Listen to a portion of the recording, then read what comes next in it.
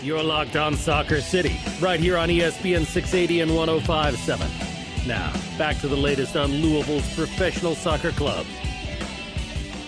Welcome back. We've got about 20 minutes to go. We're with you till the top of the hour. That's 7 o'clock here on Soccer City. We've not even gotten into Louisville City FC yet. Their season opens on Saturday as well in what is effectively week 2 of the USL year. They got a bye in week 1. They were off when everybody else started the year last weekend. They take on El Paso Locomotive out in Texas. It's a 3 o'clock Louisville time kickoff for that one. You can hear it here on ESPN 680 and 105.7. A lot of excitement around this Louisville City team as well, despite the struggles last year. And it was a struggle. Let's not kid ourselves. Just because they made a run to a 9th Eastern Conference final. Was it an acceptable season? I think it was. But by any measure, it was the worst season Louisville City had put together in their 9 years. Now we turn ahead to year 10. Danny Cruz makes a number of changes to the roster. Several big names have left, but several big names have come in. And there are lots of reasons for optimism around the Louisville City camp. But one reason to not be optimistic is the big news that came out earlier this week after the preseason finale against Knoxville last week. Brian Ownby is injured. It is an injury that will require surgery. That's all they're saying about it, is that it will require surgery. Danny Cruz, the head coach, in his press conference said that he'll leave it to Brian to talk about more details about the injury, how severe it is, how serious it is. But what we can say, I think comfortably, Benton, is that if it requires surgery, he's going to be out for a while. The team's communications did say that the rehabilitation will be lengthy. That is their term, lengthy. Point being, Brian Ownby is going to be missing for a long time, and on paper, that is a huge, huge problem for Louisville City because he's been such a success. He's been the star of the team for 7 years now. He's been the number 10 for 7 years now. He has been one of the heart and souls of this team for such a long time. It's just a tough one to swallow, a tough pill to swallow for Lou City fans. Yeah, first and foremost, my thoughts go out to Brian. He seemed very primed to have a killer season, was going to be the captain. I think there was a lot of excitement there for this to happen. In the second half of the last preseason match before the regular season, like that makes it sting that much more, and it's already, it already sucks, right? I was at the media availability and I was trying to get more information about it since the release was vague, and I feel like the response was a little elusive on that information. So they're keeping the cards close to their chest, but I'm not expecting him anytime soon. I think, yeah, like you said, surgery, like he's going to be out for quite a while. So you got to plan without him. He does have a history of injury problems, so I like to think that there was always kind of a plan B in the cards, in the mix. But when you look at this full roster, though, I still have a ton of confidence, even with Ownby out of the equation. I don't disagree with that, but let's just hang on Ownby for just one more minute. All right. 33 years of age for Ownby. Been a pro a long time, been around the league a long time, got a lot of miles on those legs. It's a leg injury that requires surgery. I think it's a legitimate question to ask, is this the last we've seen of Brian Ownby? Yeah, I mean, I think that's a fair question, given his talent, though. If he has the desire to return next season, I still think that there's a role for him. Even if we do not think that he's a regular starter caliber at the age of, what would he be, like 34? He'll be 34 come next season. So, I mean, even if we do not feel that he's regular starter, I still think there's a role for him, like, being like an off-the-bench presence. But honestly, with his speed profile, I love that idea. He'll be 34 in July. So next season, assuming, let's just say it takes most of this season to rehab the injury, if he comes back at the end of it, he would be 34. But then next season, he would be 34, turning 35 midway through the year. I agree with you. There's definitely a role for him on the team, but it is just such a shame considering Danny Cruz said he was in maybe the best shape that he had seen him in coming into the season since he came here, Danny Cruz, talking about Brian Ownby. So it's a huge disappointment to have it come in the preseason finale. Danny Cruz mentioned that he didn't think that he thought the tackles were terrible in that game against Knoxville. He was very frustrated with the way Knoxville was playing in that game. Considering it was the last preseason game, it's kind of, look, you don't want to go all out in the last preseason game. What are you doing? And it's just a bad situation. But there are some plan B options. There are some guys. So the question now becomes, who steps up in Brian Ownby's absence? Who's the guy that kind of takes over his role on the team? There's going to, both in terms of his production, positionally, where they'll play, but also his presence in the locker room, his presence on the field. So many times last year, the older guys, right? Paolo Del Piccolo, who retired in the offseason, by the way, Brian Ownby, were the competitive drivers of that team emotionally. And so that'll be just as much of a loss, I think, on the field as much as his production. So the question becomes who fills those voids, both production-wise and emotionally. I got several thoughts there. The first being, you mentioned Paolo Del Piccolo. I thought about this fact today. Like, I knew it, but just phrasing it this way just really hit me. This will be the first, this upcoming game will be the first game that Louisville City has played without Paolo Del Piccolo on the roster since 2015, their starting season. Yeah. Just phrasing it that way just hits me that much harder about it. So, anyway, Paulo had a heck of a run. Absolutely. But that just, 10 years. Wow. It's wild. As far as replacing Brian Ownby, though, I'm glad you brought that up because I am now formally accepting applications to the Adrian Perez fan club. Are you the president? I am. You own property on Adrian Perez Island, do you? I bought that stock so low. Like, I'm ready to. You're building a condo on the beachside on Adrian Perez Island. Yeah, it's diamond hands to the moon. Like, just invest in that one. Okay, tell us about it. Why are you so excited about Adrian Perez coming over from San Diego? He's a dynamic winger. He has a lot of great experience. He was at the MLS level for quite a while. And guess what? The only reason that really ended is because he had a bad injury of his own. He has since rebounded from that. He had a great season in San Diego, but to be completely honest, I feel like his performance with them last year kind of flew under the radar.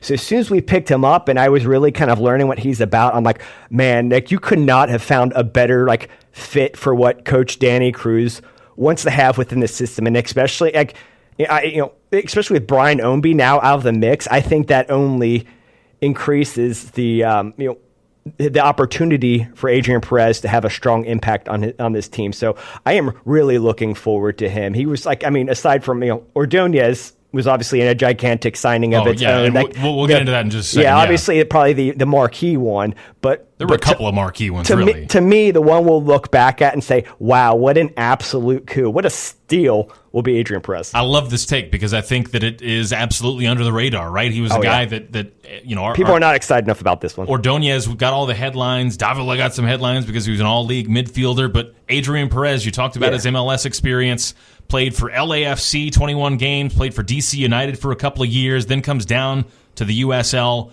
was a regular starter last year for San Diego, scored 10 goals. He's in his prime. Yeah. He's 28 years old. It's just a perfect addition. He's a guy that's hungry to succeed, right? Coming from a team that folded at the end of last year. Now he comes to what is basically the biggest team outside of MLS in America, in Lou City. He's going to be primed to have a big year. And think about it this way, and this is just kind of how the league works. There's a lot of preference to younger players, right? So Adrian Perez is with DC United. He gets injured. He's 26, 27 about at the time, because I think he's 28 now or so. Yeah, he's 28 now, yeah. And so he just really, kind of probably just fell out of favor. They found another option. They just stuck with him. And you got to think there's got to be a little bit of a chip on the shoulder, right? If you're an athlete, you want to play at the highest level possible. He got an injury and essentially was kind of denied that opportunity and steps down a level, kills at San Diego. And succeeds, right. Yeah, doesn't get the credit he deserves. So what does he do? He goes signs with the biggest dang club in this league, us, and is ready to go raise some trophies and make some of these MLS teams regret letting him kind of slip between their fingers. So I'm, again, all in on this one. Well, let's just go ahead and get into the other signings before we move on to some other questions and talking points about Louisville City, because it was such a big offseason in terms of a lot of movement, which was needed. We talked about it last year. This team was disappointing. They still went to the conference final, but they were disappointing. Changes needed to come. Yeah. New blood needed to come into the team. They've got plenty of it. Arturo Ordonez was the marquee signing of the offseason, the reigning league defensive player of the year. I mean, if you need to sign a defensive player, you can't do any better than the league's defensive player of the year. Coming over from Pittsburgh, which we know the way that they defend, the way that they limit goal-scoring chances for their opponents under Bob Lilly. He's coming from that system where he was hugely successful, expected to be a leader and a starter from day one for this Louisville City team. A hugely exciting signing, even as a defender, right? He's not a guy that's going to catch headlines because of the way he scores goals, but he could be transformative to how this team plays. Yeah, I mean, as much as I was hyping up Adrian Perez, I don't want to overshadow Ordonez because he is a killer signing as well. I know Coach Danny Cruz was very excited about him, particularly his leadership qualities that he brings. Danny puts a lot into the to the mental side. I mean, this dude's the real deal. I've seen him play a couple times on these preseason games. I mean, he's exactly what you want, and I think adds some like pretty incredible depth to the back line.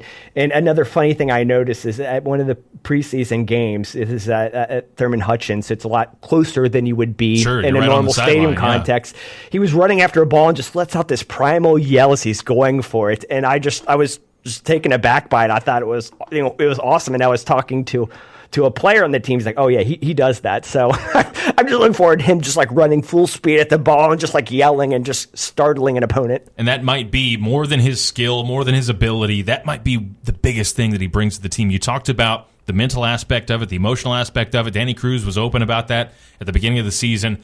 The way that he went and changed up his interview process, right, when he was trying to recruit players in the offseason, how he talked to them, the questions he asked them, because he wanted to find guys who were fighters, wanted to find guys who were competitors, because what was the complaint game after game after game last year? Mentality. That was Danny Cruz's word. We just didn't have the right mentality. He went out and tried to find guys in the offseason who are going to bring that right mentality. So that point you made about his competitiveness, about his fire, about his determination, his drive, that is going to be huge for this team from a leadership perspective, from an on-the-field perspective. We were talking about Ombi, who's going to fill that emotional gap. Maybe this is one of the guys that fills that competitive gap to drive this team, because there were a lot of guys last year that just didn't seem to want it enough.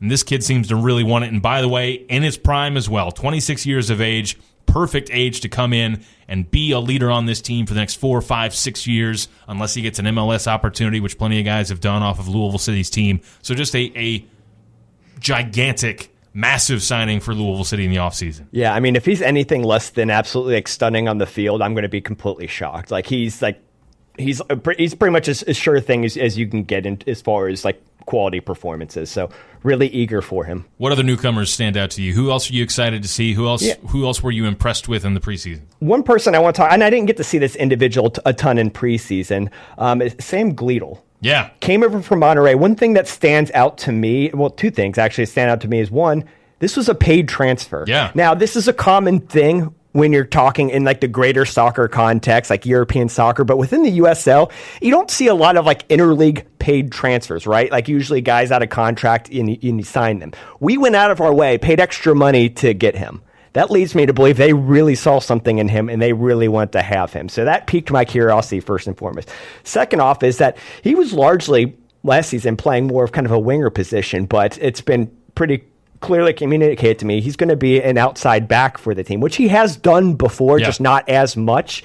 And so he's going to have this, like, I feel like a unique skill set or unique profile come into that position. Obviously, they have enough confidence of his ability to do the defensive job, but with his background kind of being in an offensive-oriented role, he's really going to be able to get up and get into the mix. So really eager to see how that looks on the pitch. Well, remember the last time Danny Cruz did this, he signed a guy that on paper played as an attacking winger, moved him back to fullback, had great success. Manny Perez, a guy that Lou City sold in the offseason to a European team. He went to Denmark, to the first division in Denmark, on a paid transfer, made some money for the team. So they've got a little roadmap here for Gleadle to follow. Say, hey, you used to be an attacking guy. He talked about he played as a second forward sometimes previously in his career. So it may sound strange to move him back to fullback, but they've got a roadmap of success given what they were able to do with Manny Perez over the last couple of years. Yeah, and there's also a few other. We're not going to be able to get to all of them to talk about. We mentioned Taylor Davila. Is it Davila? Is that how you Davila, I think. Davila? Davila, I think. Davila. Okay, I need to get that there. I mean, obviously, really outstanding talent. Like I did see a good bit of him in the preseason. Outstanding vision. I think he's going to live up to the hype. Also, real quick, Lou City doing a lot of poaching. They're almost like vultures from the teams that died. San Diego dies, RGV dies. They go and find some of their best players. I'm going to kind of like paraphrase a quote that I heard from John Calipari before. Is that Louisville City eats first? Yeah, that was him talking about the like players, high school players going right to the NBA. He's like, I don't care. We're going to get the top talent. Well, it's true of Lou City. They're the biggest team in the league. They got the best stadium in the league. They got the best fan base in the league. They've got the best facilities in the league in terms of practice facility, everything. This is where, if you are a USL player, this is the destination. This is where you want to come, which is why last year we talked so much about if this team isn't going to perform, there are going to be guys that want to take your place. Oh, yeah. Turned out to be the case in the offseason. Absolutely. And even you could ask an observer of the league, like who has no bias, like where's the premier destination? Like Louisville City is the complete package. And it's almost like when you look at the predictions from media people in the preseason, they picked Lou City just almost by default. I mean, I know they had a great offseason, bringing in a bunch of talent like we talked about, but it's almost like they picked them by default, regardless of what the team is. Yeah, and it's almost to the point where probably some of them want to pick somebody other than like Louisville City just to kind of differentiate or keep the conversation fresh. But like from like a full like perspective, like Louisville City is the place to be, and so I think that really kind of helps in the recruiting efforts. Well, this ties into where I'm going to go. Let's talk about what we're looking for this year, goals this year for the team, what we kind of think will happen. I think Lou City needs to prove that they are the beast of the East again. Finishing 5th place last year, just all around disappointing. Arguably, shouldn't have been in the playoffs. I think the playoffs are too big in the USL, right? Detroit, no sense that they were a playoff team last year, but they made the cut. They made the cut. They scored 26 goals. You don't deserve to be in the playoffs. Too many teams in the playoffs. I think Lou City should have been the last team to make the playoffs. We murdered them in the playoffs. We did. Lou City did. In my opinion, though, that's obviously I'm the only guy saying that. It is right too now. big of a field. But the point being, 5th place isn't it for Lou City. It's not. Year 10, new guys on the team. I think a top 2 finish is where they have to finish. That's got to be the goal. That's got to be what they do to reclaim the throne in the Eastern Conference and reassert their presence in the league, that we are, in fact, the biggest team in the league. This is the biggest club in the league. They have all the resources. Now they need to put it on the field and have the success that we expected last year and didn't get. Yeah, 2022 was an absolutely outstanding season for the team, and I would argue it's the best team in our history, like bar none. Like just you put them up against any other just couldn't quite finish with the title. Exactly. And I think that's also what made last season so painful, right? Like we thought they were only even going to grow on top of that somehow. That didn't happen. So what needs to happen this year is they need to make it tough for us to make a comparison of best team of all time, right? I want to look back at 2024 as like, wow, that was the best team ever, not 2022. It certainly got the makings of it. There's enough talent on this team to be the best team. You wouldn't be out of line for guessing that. One player we haven't mentioned that may be huge for this team this year, Wilson Harris. Scored both goals in the preseason finale, was phenomenal in the preseason according to all reports. Cameron Lancaster's gone. He's out of the way. This is Wilson's job to be the star of the team, the guy that scores goals. He's led the team in scoring for 2 years, but last year didn't hit double figures because the team just struggled to score. What do you think we're going to see from Wilson Harris? Is he going to take that next step that the club has seemingly paved the way for? They said, it's your job, Wilson. Take the keys and drive us forward. Will he do it? Yeah, I mean, for those out there who are Wilson Harris fanboys or fangirls, you're going to be very excited because he's different this year, right? I've heard it from multiple people in the locker room that he just has a different mentality about him, and you're seeing it on the pitch. He's going to have a strong season. I mean, look, we lost Cameron Lancaster this offseason. He signed with Lexington in League One. What a traitor. I'm just kidding. I mean, good for him, right? It's a move. But I mean, Lexington, come on, what are you doing? Hey, we won't play them unless it's the Open Cup. But right. I mean, in terms of Wilson Harris, though, like they know that you don't have that Cameron Lancaster option to fall back on. Like there's a lot more weight on his shoulders, and I think he's ready for it. Lancaster is the all-time leading goal scorer in team history. He scored the winning goal of the first title team. He's been around. He went to Nashville to try to make MLS. He's a guy that just carried a lot of weight in the locker room in terms of his presence. He's gone. I don't know if that was pressure on Wilson Harris. I don't know if it was weight on his back whenever he got out there to try and prove that he deserved to perform. I don't know how it worked out, but regardless, that whole situation is gone. It's Wilson's job. It'll be interesting to see how successful he is. How do you want to finish? What do you think Lou City does this year? Is it title or bust? Is it Eastern Conference final or bust? Can they make it 10 out of 10? As our texter that texted in said earlier in the show, can they make it 10 out of 10, go to the Eastern Conference Final again this year? And is a title in the works for this team? What do you think? So, I mean, I think unless we're proven otherwise in terms of their performance, it's always going to be title or bust, right? Like our team, this team is always a contender, and I don't think there's any reason why we shouldn't be having that conversation. Now, with that said, I'm more interested about how the journey's going to be for them. Last season, again, like they couldn't put together like a winning streak. They had trouble scoring goals. I want to see something more familiar like 2022. Long winning streaks, scoring in abundance, like a just completely dominant team. The kind you look at and say, should they be playing in the MLS and not the USL Championship? A team that's hungry, a team that fights, a team that wants to be out there, that is competitive, that's trying to win every moment, goes like into cheat every code. tackle. Like they're just completely unfair to play That's what I against. want to see this year from this team. And I think we might get it based on some of the personalities they brought in the offseason, some of the talent. El Paso this weekend should be a tough test. They've already played 2 matches. They're on short rest. Isn't that wild? They've played twice. We haven't played once. And we played them in the preseason, too. A lot of weirdness there, but looking forward to it. 3 o'clock on Saturday. You're going to be on the call, correct? Doing color commentary. Yep, I'll be there. ESPN 680 and 105.7 for that one.